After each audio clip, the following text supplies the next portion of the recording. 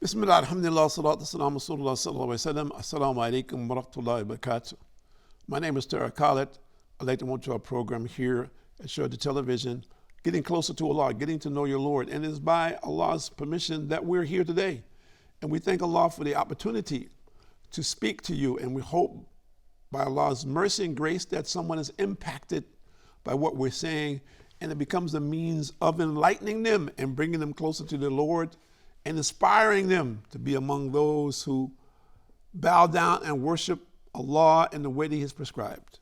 And let's see in Surah number 21, verse number 30, what Allah says, Bismillahirrahmanirrahim, in the translation, do the disbelievers not see that the heavens and the earth were one mass? Then we split them apart, and we made from water every living thing. Now, of course, modern scientists have found this. Okay, their theory is that what they call the big boom, there was one mass and exploded, and what we're seeing is the world as we see it today. And that man is, his body and all the other animals are basically 2/3 water. So this is kind of for mind-boggling for many people, because 1400 years ago, the Prophet ﷺ, he mentioned this. And, you know, there are people who falsify and say, well, you know, he met with some scientists, some Greeks or some whatever people who were knowledgeable at the time, and he learned this and he wrote it down. This is false. The Prophet ﷺ, first of all, he couldn't read and write. So he couldn't have read a book, as an example. And as far as we know, he spoke Arabic. So as far as communicating with other people who had the knowledge, they didn't have the knowledge of these things in that time. So this is just people who want to undermine Islam. And I'm just using it as an example that people should pursue proper knowledge, and the people who come with weak information that cannot be substantiated, we shouldn't pay attention to it, very simply, Islamically or otherwise. And that credibility goes to Islam. We don't have any question about this. And our methodology of proving what we have to say is a very old one, which goes back to the Prophet ﷺ. So it is a distinctly different system. But to go on, we're looking at what is Allah saying here. Just look at what He has created. That man is not the greatest thing which He has created. Just look at what they've discovered today. And they continue to discover. It didn't just come into being, it's just that they get to see it now. As an example, with the capabilities that we have technologically, what just could not happen previously. And it itself is a proof for anyone that is in doubt. When you look now out into the sky and you see, SubhanAllah, you see millions and millions of stars and galaxies and whatever out there, you say, wow, how could this just happen? How is that this powerful? The people say that, well, it just happened. So you're just here. Out of nothing, this was made. Yes, Allah can make it like that, but not anyone. Not the average person cannot do that. So we need to accept that reality, that there is a creator, there is a sustainer, there is a system. And we have a choice to be part of that system or be outside of it. Very simply. We have choice. Allah has given us choices. We could be like robots, but we are not. Allah has given us choices. But many of us are making the wrong choices because we've been chosen by Satan. Or let's say we have chosen Satan as our companion, and he never stops whispering. He never starts trying to inspire, for lack of a better description, of people towards the fire. Some people say, well, I don't believe in fire, brother. That's a little bit broad. That's a little bit too big. We don't believe in that. If we say this creature you call Satan, okay, we'll accept that. But he's going to lead someone to a fire. Nobody's going to go to the fire. Who's going to listen to that? So this is where we find a lot of people believe that. Prove it to me. As an example. So let's see what Allah says in Surah number 67, verse number 3. Bismillahirrahmanirrahim. It is He who has created the seven heavens in perfect harmony. You will see no defect in the beneficent creation. Look again at the heavens. Can you see any flaws? Then look again and again. Your vision will return to you dazzled and strained. So the more that we look at the creation of Allah, the more committed we should be, and the more that reality enters our hearts that we're thankful that our Creator has chosen us from out of the billions of people maybe who have lived on this earth, and Allah knows best how many people have lived here. But he's chosen us to worship him in the most perfect manner. What a gift from Allah. Think about it. How thankful a Muslim should be that Allah has given us the opportunity to worship him in a prescribed manner and to reward us for this. When he doesn't have to, he can say, well, I created you. It's mandatory for you to worship, and that's it. And left us in that condition. So think about the benefits that you have in this world, how Allah has blessed you in one way or another. How will you address your Lord? How will you use that for your own benefit, for the benefit of your family, for the benefit of society? What will you do today that will have impact on someone's life tomorrow? And do you have that concern? Or you say, well, then me. What is your present status? You need to look into our hearts, look into our souls, and see for ourselves, is this an individual that Allah would be, the creator of the heavens and earth, would he be pleased with me as I am? Or should I make some efforts to try to be more pleasing and more obedient to him? For what? It's not going to impact him one way or the other. For the sake of my own soul.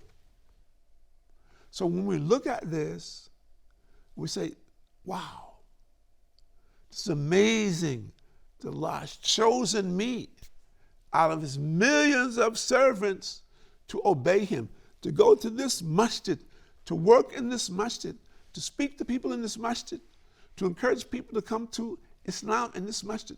That Allah has chosen me and given me this opportunity to present the greatness of Islam, the greatness of our Creator, to connect people with the worship of our Lord. How great is Allah? How thankful should we be under all circumstances?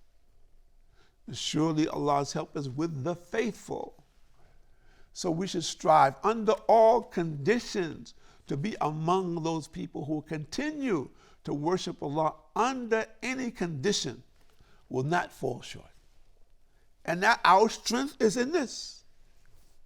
Holding on to the rope under adversity, difficulty, believing ultimately that Allah's help is near. And if we don't get the help of Allah, to look at it from the positive side, maybe Allah is taking me through something else so I can see something differently.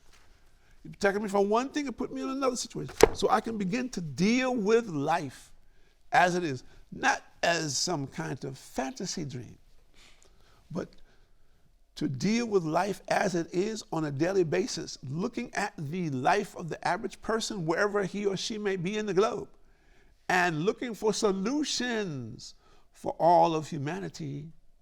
For surely Allah has created the difficulty, and along with that, he's created the ease, and we have to believe that. So we have to worship Allah in the way that he has prescribed, be steadfast, obey him, and we'll see how our chests are expanded, meaning that the impact of this simple effort to come closer to Allah will open our hearts and bring us another reality about this world and this existence. And we should strive with our wealth and our health for the pleasure of Allah to assist where we can those who are in confusion about their world and their life, with the intention of bringing them to know their Lord, praising him, thanking him, asking him for his mercy and clear guidance, and particularly on the day of judgment, when every soul who was created will come forth and have to account. So we ask Allah for you, and we ask Allah for us, that he will grant us his mercy, Give us the strength to endure, to be patient on top of these things, and to do righteous deeds and actions as often as possible, believing in the last day and the mercy of Allah, which will be our protection, and that we should make an effort for that reality. Today, not tomorrow. Today. Tomorrow's not promised. People say, well, tomorrow's coming. So who said tomorrow's coming? We don't know that. We do know that there is supposedly a tomorrow, but we don't know if it's going to be a reality and what will be our condition. So the condition is to make effort now. In Surah number 3, verse number 190, Allah subhanahu wa ta'ala, in the creation of the heavens and the earth, and in the changing of the night and day, there are signs of Allah's greatness for men of understanding. So Allah has made it clear for the people who wish to see. The people who wish to believe in something else, do something else, then it's not clear to them. Regardless of what we have, it will not be clear to them. But they will know. They will come forth and they will have to attest to who they are. And then they will deal with their situation. So we thank Allah under all conditions. We ask Him for His mercy and forgiveness in this world and in the hereafter, that we may be among His most pious slaves, and that He will accept our efforts today, because tomorrow is not promised. In Surah number 16, verses number 10 and 11, Bismillah ar-Rahman ar-Rahim. It is He who sends down from the clouds water which you drink, and with which, subhanAllah, with which the vegetation grows, on which you send your cattle to pasture. With it He causes the crops to grow for you, the olive and the date palm and grapes and all the fruits. Surely there is a sign in this for the people who reflect. So if we just look at the fruits that Allah grants for us, the sweetest of the sweet and the spikiest of the spiky, for lack of a better description. Different regions, different fruits. Some are the same and yet something different. And some places they're planted, some places they just grow wild. So if we look at the land and we look at what we're doing with it, and we look at what Allah expects from us to do with it, where do we stand? For all of us, where do we stand? What is my present condition? Today, where do I stand? And to ask myself and be able to answer that in relationship to whomever. What is my present condition? What is my present relationship with my Lord? Very important question for us. What is my present status with the Creator of the heavens and earth? How do I improve that? How do I move forward on that? What are the steps that I need to take to become more advanced in my understanding and implementation of Islam in my life? So we need to understand these things. We need to put it in focus. And as the world is turning and activities are going on, we need to present it to every single person that we can.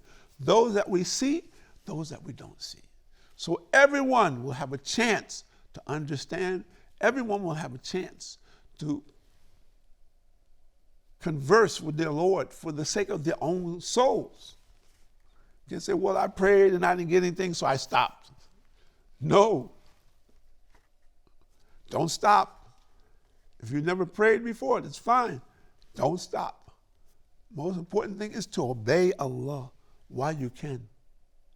Take time out, stay focused, believe in Allah under all circumstances, no exceptions, and be steadfast on the path, calling people to the worship of Allah, trying to obey Allah subhanahu wa ta'ala for the sake of our own souls. And for those who are meeting challenges in this world today, that we should care about them, be concerned about their condition and the condition of all of humanity. Our Prophet Muhammad sallallahu alaihi wasallam, he came to offer solutions for all of mankind until the day of judgment, to be aware and conscious of what our society is facing and how far away we are from Allah, and what is that we can do to increase the love of Allah. So take time out today while you have a chance. Tomorrow is not promised. There's no guarantee about tomorrow. Think about it. What is it that I want to do today? What was that brother saying? What was he talking about? Did you take that into account, what he was saying? What was he doing? So take the time out today while you can. Contemplate on your Lord. Contemplate on obeying his commandments, doing righteous deeds and actions, which doesn't sound like a big deal, right? But it becomes challenging when you have put your mind to do that and you say, I want to do this 24/7, every single day. I want to be able to focus on my relationship with Allah. I want to improve my relationship with Allah. And I beg Allah subhanahu wa ta'ala to invite me, or say, not for lack of better terminology, I talk to Allah subhanahu wa ta'ala, ask Allah to guide me, to give me the understanding, not the invitation so much, but to understand me, to enlighten me to what it is that I should be doing in my life. How do I reorganize my life in a fashion that he will be pleased with me?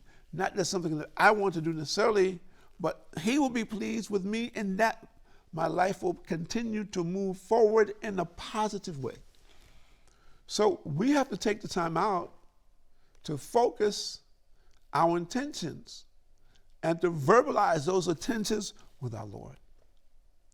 And to realize our salvation is in obeying the commandments of Allah subhanahu wa ta'ala and following the lifestyle of Muhammad ibn Abdullah. May the peace and blessings of Allah be upon him. My name is Tahir Khalid. I'd like to thank you for joining us here at Sharjah TV. This is our time. Take advantage of it. It is limited. It may not always be here. Jazakallahu khayran, barakallahu feek. Assalamu alaikum wa rahmatullahi wa barakatuh.